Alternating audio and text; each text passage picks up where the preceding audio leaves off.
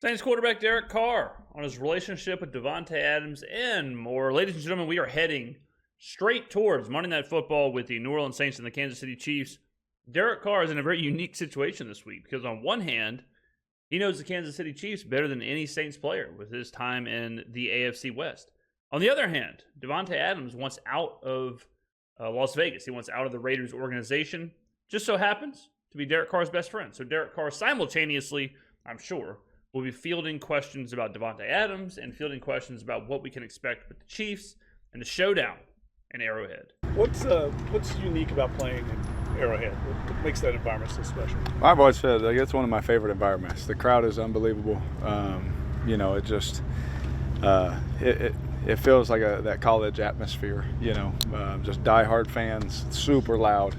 One of, if not the loudest stadium I've ever played in.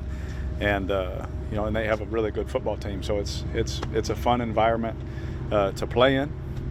Very tough to execute and win in, but again, one of my favorite places to play. They'll say all kinds of crazy stuff about your family and you and all that, and it's. Don't forget, we'll be live streaming Monday night for the Chiefs game, celebrating my 10,000 subscriber mark and getting over that hump. So we will be streaming. Plan on doing some giveaways, jersey, hats, things like that during the game at halftime. We'll have to figure all that out. But plan to be there the entire game, not just a half, not just a quarter, the entire thing. So if the game's more than likely, the stream will start at like 7, and then the game kicks off, and then boom, we're rocking and rolling the entire time. So if you're planning on watching the game, watch it with the face of the franchise. It's all a part of it, especially to me since I played there so many times. There's one guy that always says a lot of stuff to me, but we've had fun over the years. But for sure, one of the toughest places to play. And when going against a player like Patrick Mahomes, for you as another quarterback, is that a special challenge as well? I know you're not playing him, but yeah, you got to be perfect. You're going up against what very easily could be the greatest quarterback to ever live. When you are mano with that guy, I would think just inherently it's going to raise you a little bit, because you have to be so damn good because you know how good he's going to be. It's definitely tougher for the defense, but as a fellow quarterback, you want to compete against the best, and it's always a challenge going against Pat because they can score like that, and he's a champion. He's one of the best quarterbacks to play our game, and so it's always been fun over the years competing against him and going against him. We've had some fun duels at their place, at our back when I was with the Raiders, back and forth. We've had some tough moments going against them, so it's always. Derek caught himself there. He was going to say at their place, at our place, but then he remembered, oh yeah, our place is the Superdome now. The challenge, but there's so much respect I have, and Pat knows that, how I feel about him. He's one of the best, and he's always fun to watch. Derek, how difficult is it? There's a lot of headlining with Patrick Mahomes and offense, but it seems like these first 4 games, this defense has been playing at another level. Have you been seeing the same thing? Well, I think when you have such a great quarterback and head coach, and the offense scores points. Everyone talks. So we're going to cover the Chiefs game, obviously, extensively on the channel this weekend leading up to the game. I think the Chiefs are in a vulnerable spot. The more I look at it, it's hard for me to even say this because I know it's going to sound like I'm not being legitimate here, but I think the Saints are in a great spot in this game. The Saints are undervalued all week. We have covered how good the Saints have played despite being 2-2. I think the Chiefs are overvalued. The Chiefs are undefeated, have Patrick Mahomes, no doubt, but they easily could have lost to Cincinnati, easily could have lost to the Ravens. Okay, you see where I'm going here. Beat a depleted Chargers team by 7. Travis Kelce is not playing anywhere near what he was. Rashee Rice is now in the IR. Isaiah Pacheco's on the IR. Their defense is legit, no doubt. Chris Jones, that defensive front, that's the reason they beat Atlanta, is once Atlanta's 2 linemen went out, the defensive line completely took over. Chris Jones completely took over. I have all the respect in the world for Andy Reid. I think he's the greatest coach to ever live. Spagnuolo, no doubt, is one of the best defensive coordinators in the NFL. But I think we're in a situation where, because of the Saints slide and because of Patrick Mahomes being Patrick Mahomes and the Chiefs being undefeated, I think a lot of the underlying metrics and the EPAs and the DVOAs and the efficiency numbers and all that are kind of being overlooked. Now, that doesn't mean the Saints are going to win the game, but I think plus 5.5, plus 6, somewhere in there, I love that. I love that bet for the New Orleans Saints. And if I love that bet for the New Orleans Saints, then I believe that it's going to be a one-possession game. And if it's a one-possession game, anything can happen. So I think we're in store for a close one on Monday night. But you know, for years I'm not going against them. You know, I've been going against Spags, you know, and his defense and Chris and you know, that secondary and the linebackers and the rushers. I mean, they just, year after year, they create chaos. They create problems for the quarterback. The pressures, you have to have a pressure plan. You got to be ready for all the stuff Spags has in his system. I mean, I go back and I remember looking at stuff every year I've ever played him, you know, and just all the stuff that I know that he could potentially or possibly do. And, you know, so there's so much there. And he's, again, talk about an amazing person. I love him as a person. He knows that, but not this week. You know, he's definitely, for a quarterback, a challenge to go against, because he knows how to put his guys in good positions with their vision on the quarterback and things like that. So it's always a tough challenge, but it's always fun to go out and compete against the best. You know, they're the champs, and, you know, what opportunity for our team to go, you know, see what we got. Derek, how difficult is it to be efficient offensively in that atmosphere? I guess you got. All right, let me step back a little bit. So Derek nailed it with what a good opportunity for us to see what we got. So we keep talking about how the Saints are good. Basically, we keep saying the Saints are good. You know, like, the Saints are a good team. The Saints are, albeit 2-2. The Saints have good numbers across the board. Good defense, good offense. People are playing well. This is kind of the prove it type game where you're going up against the champions. You're going up against the undefeated Kansas City Chiefs. You're going up against Patrick Mahomes. You're in prime time. You're on the road. All I can think about is last year, whenever we were going on the road Thursday night and played the Rams, and we got dog walked and embarrassed in front of our friends and family and just got rolled on. It's such a different team. It's such a different feeling. But you do have to execute. You do have to make it happen. If the Saints go out there and get dog walked, okay, maybe we're not in the position. Maybe we're not set up for this kind of, this kind of winning at that level. Maybe we're just an average to above average team. If we go out there and compete, even if we lose, but if we compete and we look like the Ravens did, or we look like the Bengals did in those games, I want to make sure everyone realizes, just like the Ravens, just like the Bengals, when you go out there into that environment and you compete and you are trading blows with the best of the best, and you're in a position to win. That's what we want. And then, of course, the razor's edge of the NFL. Like, if you're in that position to win, that means you can win. And if it's a one-possession game where we're trading punches back and forth and all that, and it comes down to a 2-minute drive for them or for us or whatever, that's all you can ask for in the NFL. I fully believe the Saints are going to compete in this game. I fully believe that the Saints are not going to go get embarrassed in Kansas City. I fully believe that we have a chance to win this game. I'm not going to say we are going to win the game, but I think we have a chance to win the game. I think it's going to be something to the tune of a 23-20 kind of situation, 20-17, 21-17, somewhere in that world. Heightened intensity, and it's going to be a fun one. So I can't wait for the game. I'm ecstatic, and I'm excited to see what the Saints have. Truly see what they have, because this is a backs against the wall. You're 0-2 in the last two. Season's certainly not on the line. It's not like a playoff game, but you're 0-2. You've been playing well. Okay, now let's see it. Now, unfortunately, we're still dealing with injuries, which doesn't help. I would love if we were full strength, but they aren't full strength. All right, so one of those things where that kind of balances out. guys have been in a couple of tough atmospheres so far this season, but how much more difficult is it to be efficient in that atmosphere? Yeah, it's always tough because the noise, plays a factor, and so, you're going with that, and you're going against the Super Bowl champions, so it's a huge challenge. So is it going to be easy? Absolutely not. But we're excited for that challenge, just like we have been all year.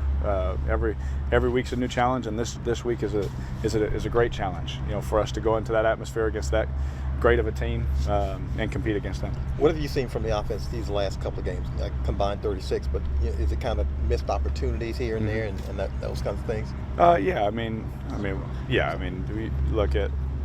We talked about the Philly game, but like the last game, I thought we ran the ball efficiently and threw it better. But there was I don't remember the exact drive number, but somewhere in the middle there was some drives in there where, we had to punt and we gave them the ball, and so it's like, you want to clean everything up, and we're learning as we're going through this season, with different opportunities on different plays of, that makes sense now. So you try and not make that mistake again the next time. And so I felt like we played better last week than we did the week prior, and hopefully we can just keep getting better. Last couple of games you've had some. Yeah. I don't. Oh, man, unbelievable! I'm not sure what the hell is going on here. I was about to say that we had 14 different people asking the same question. We've got we had I don't know if it was a leaf blower or a single prop plane flying over. I didn't know what the hell was going on. There was a ton of noise, and now I got Vito Corleone staring me down, trying to shake me down here. What the hell is going on? This has turned into an absolute disaster. What does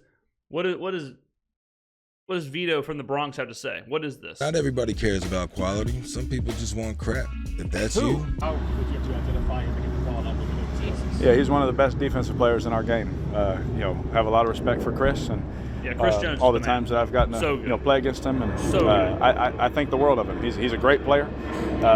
He's fun to compete against, and Damn, he I cannot creates believe challenge. this. I'm in the middle of Call of Duty World at War.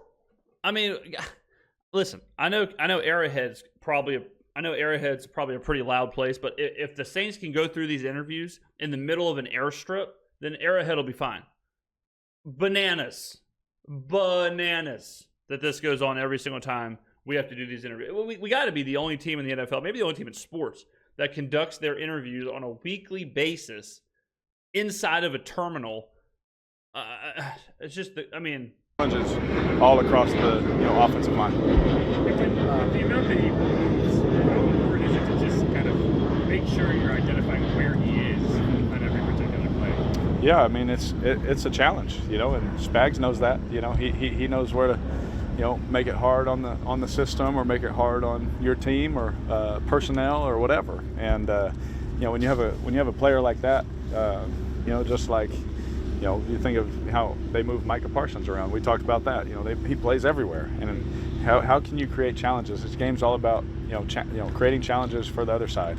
How do we create a mismatch? How do we create an advantage for us? And when you have a guy like Chris, you can move him on the front and do different things for not just in the pass game but in the run game. And the things he's able to do and create problems for an offense. It's a big challenge. The last couple of weeks, y'all have found some success in sort of late drives to take a lead late, things like that. What are some of the things, maybe the intangibles that aren't talked about as much, that go into a successful late game drive? Oh man, I think like when it comes to a late possession drive, it's all about the execution. You see a lot of these teams where you're watching the last possession and they're dropping back, they have no protection, quarterback is rattled, he's everywhere, he's looking all over the place. Missing throws, receivers aren't running the correct routes, everything's contested, and you're like, they have no chance to do this.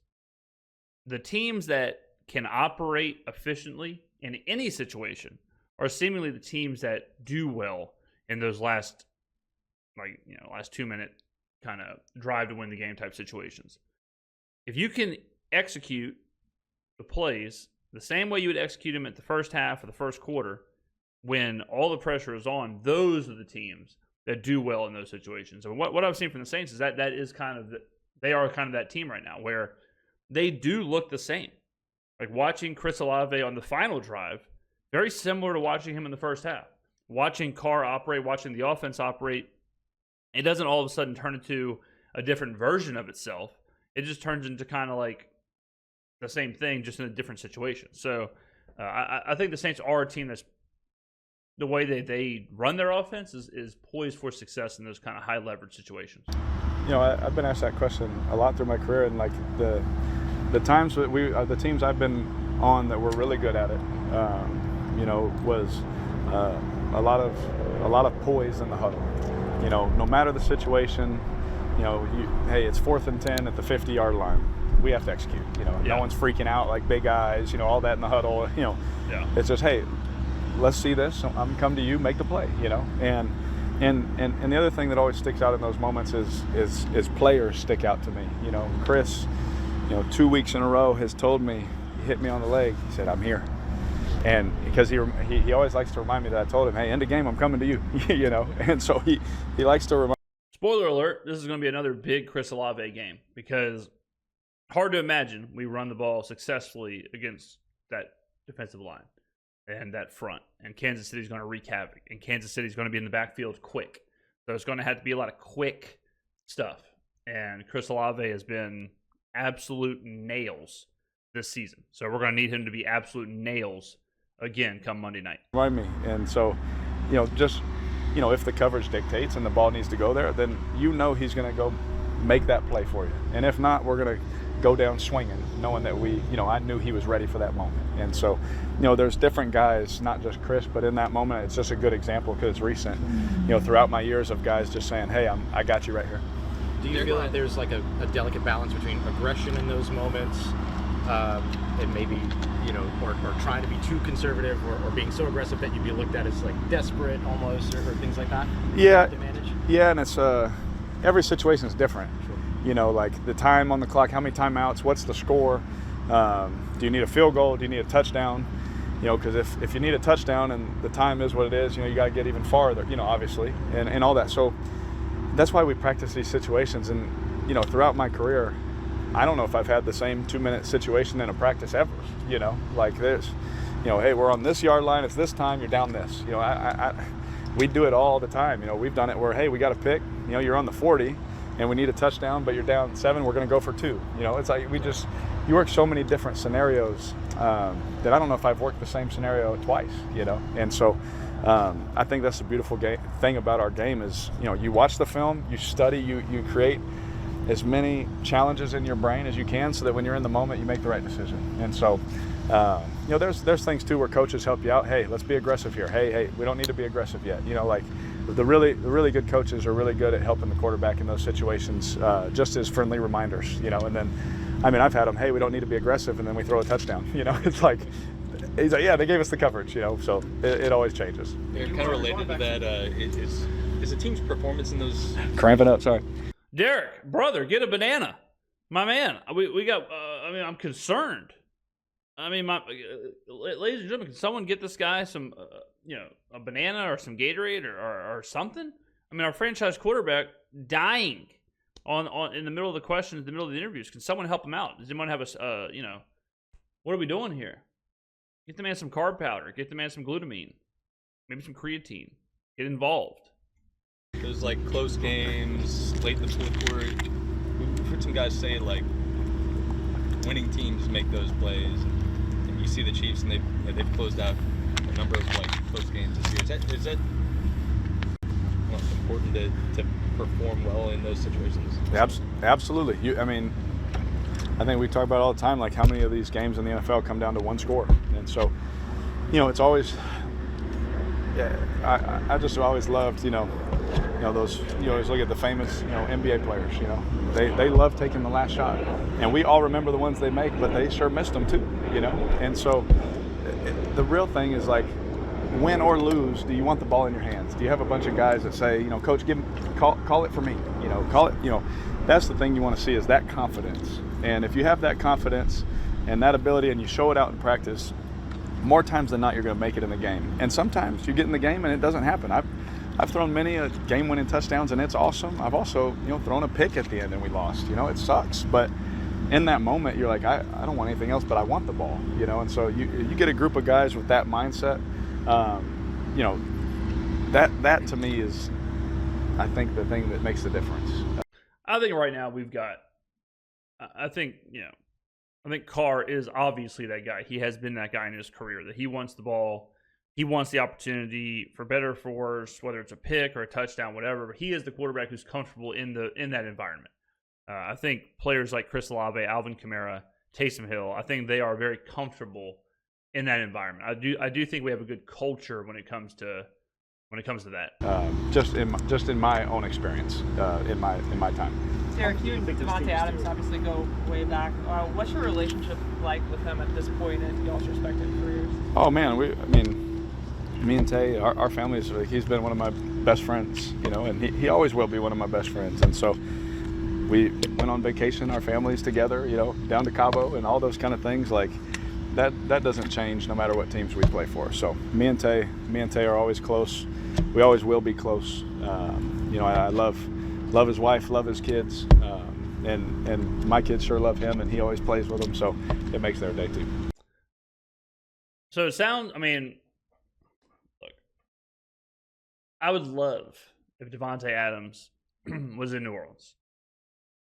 New Orleans is in a unique situation with this whole Davante Adams sweepstakes because, as far as I understand it, the Saints would not be able to do this until first week in November, somewhere in there, to get the salary cap down in order to be able to make the deal of basically somewhere around a 1-year, $10 million deal, something like that. We're just going to round off numbers. I don't think Davante Adams is going to wait a month to do this. And I also am concerned that in a month, will the Saints be as motivated to do this? I wish they would just do it right now. Boom, Davante Adams is on the team Monday night, but that's not going to happen. So my fear is that a team like the Jets are in a much more desperate situation to just go do this, just make this happen. And, both sides kind of want the deal to happen. Both sides want it to happen quick. Hard to imagine Davante and the Raiders go through this song and dance for another month. So now with that being said, the salary cap is fugazi. So maybe we do have the $10 million laying around. I don't know. Right now I think we have a little over $5 million in space. Got to free up some more. I'm just making stuff up here, but I would think Derek may be willing to restructure or move some stuff around or turn part of his salary into cash bonuses. You know how it is, to free it up and get his best friend in New Orleans for this season. What a dream for them to both go to New Orleans and try and make a run at this thing. It does sound though like the Chiefs, the Cowboys, but both were teams that were in the conversation. They've both kind of backed away. They've both kind of said like we're not chasing this, which I guess pretty much leaves the Saints and the Jets at this point. I think the Jets are heavy favorites to land Davante. I think the Jets should be heavy favorites to land Davante. I think the Saints are probably the second team because of Derek Carr's relationship with Davante Adams. I think it all does kind of make sense. Davante's made it very clear that he wants to play for a good quarterback, or a quarterback he knows, a quarterback he trusts. I know Jaden Daniels has been really good so far, but would Davante Adams risk that to go play with a rookie quarterback? I don't know. I don't know about that. So I think the Saints are in the running. I think they're, unfortunately, right now, I think the time and the monies might be a little off. But Mickey certainly has been known to free up cap space whenever cap space seemingly was not available to be freed up. So keep your eyes on any restructurings that happen. Any conversations with them this week? Yes, but not about what you would probably think. If you saw my phone, you'd probably laugh, but because we're just friends, like business is business. All that kind of stuff is crazy. But yeah, me and Tay, we always talk. So I know it's funny that we're talking this week, but nothing crazy. Not about the Saints, but has he confided in you just as a friend about what is going on with him right now with Las Vegas? I would think Derek's. I would think. I'm sure he has, because Derek's in the same has been in the same situation with being disgruntled with that organization. But I don't think Derek's just going to be, oh yeah, this is what me and his personal conversation was. That's all his business, and just as a man, I would let him talk about all his stuff. Yeah, exactly. He's my friend. He knows I love him. and I'm always here for him way beyond football. But like if to speak for him, I can't. I would never. Play with him again? I mean. Question was, I don't know if y'all heard that because we were, again, getting an air supply drop in the middle of Rust, Call of Duty. Question was, would you like to play with him again? I think all 32 quarterbacks would love to play with Davante. We would welcome that. I don't know if I get in trouble for saying that. I was about to say, I think Carr's got to be careful here because I think there are tampering, stupid rules with the NFL and all that stuff. So Carr does have to be kind of careful. I think it's just everyone kind of knows that. Kind of like everyone knew I was doing the Michael Jackson dance, but apparently not. I think everyone would love to play with Tay, and I would obviously, welcome playing with him again if that ever worked out in our careers. He did have 1,500 yards. I think I threw him like 12 touchdowns. So we didn't win as many games as we thought, but it wasn't all bad. So we had fun doing it. That's for sure. But like that business stuff, like we don't even talk about it. Like that stuff's so beyond our control sometimes and I'm so focused here. But would I like to? Everyone would like to. I always wonder, I wonder what the conversations are because they have to happen. Like I'm sure Derek Carr has knocked on Mickey Loomis's door, or Mickey's called Derek and said, like, "What do you think?" I mean, there has to be that conversation. There's no way someone with Derek Carr's relationship with Davante Adams in this specific situation, there's no way Mickey and Derek or Dennis or whoever haven't had the conversation of just like, what do you think? Should we do this? Can we do this? And they may know one way or the other. Like Derek might have knocked on Mickey's door and said, "Can we do this?" And Mickey might have said, we cannot do it." And that might have been the end of the story. Or he might have said, "We'll see what we can do." I have to believe that those conversations have been happening and are happening, or at least did happen. They might not still be happening if it was a no can do, but I've always wondered, because in my head it's like, yeah, of course you have the conversation. Like, of course, internally you might not have the conversation with Davante, because again, I think there might be tampering, but it's impossible for me to believe, with as close to as Derek is to Davante and the Raiders situation, that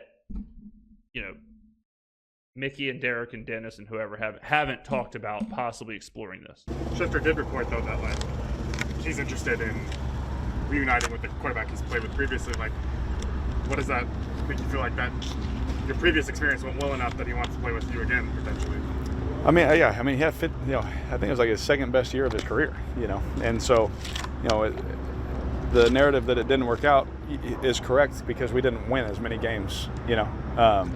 But when it comes to getting him the ball and him scoring a lot of touchdowns, I think it went pretty good.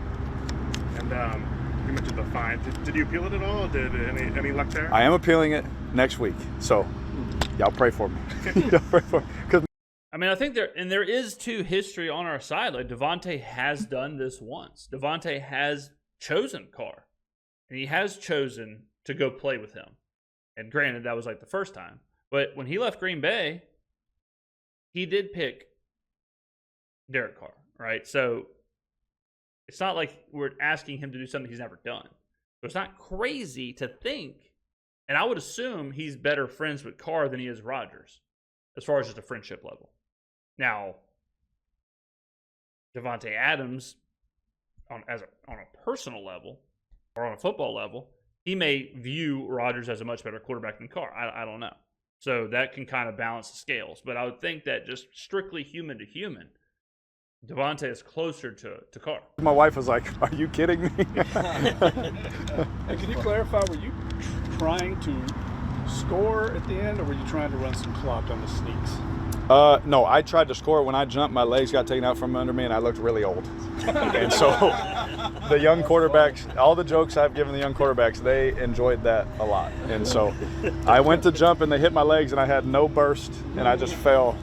So we were trying to score. Yeah, but okay, interesting. Because I thought maybe Kubiak kind of told Carr, like, "Hey, look, try and get in, but don't try too hard to get in." Like, and Carr certainly he did. I'll give him that. He did look old. I mean, he looked like he wasn't trying to score. So I was just choked right there, ladies and gentlemen.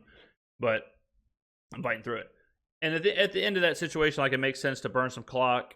I thought not scoring was beneficial for the Saints, but I mean, I trust Carr if he says they were trying to score. It didn't work.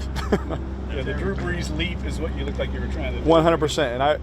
And I've done it before where you jump and you got it. I've never jumped and they've hit my legs. So I jumped and they hit my legs and I just went dead. And so I promise I can still dunk. Derek, how much? We got time for one more. Okay. How much do you think this advantage you have in the first couple of games? Yeah. I have absolutely no idea what the question was. I mean, unreal. Yes. No clue. It's a great challenge for us to hopefully be in a game like that and be able to make those plays at the end. Against the best football team, in our league right now. And so for us, yeah, it's a great challenge. But we do, at the end, I think both sides of the ball have shown, flashes in the last 3 to 2 minutes of a game that we can do that. But it's just at that moment, a lot of different factors, of course. But at that moment, what's going to happen? Time will tell. But we're definitely we got a locker room full of guys that are eager for that opportunity for sure to happen again. Thanks. Good. All right, there you go. Boom. Derek Carr. This is New Orleans.football for all their coverage. Second minute-to-minute Saints coverage. Go, obviously, on the New Orleans.football website. Subscribe, all that good stuff. They are crushing it over there. All right, Derek Carr. Good interview. Let me know in the comments below what you think. Chiefs game, Davante Adams, everything. Much appreciated. I'll see you in the next video.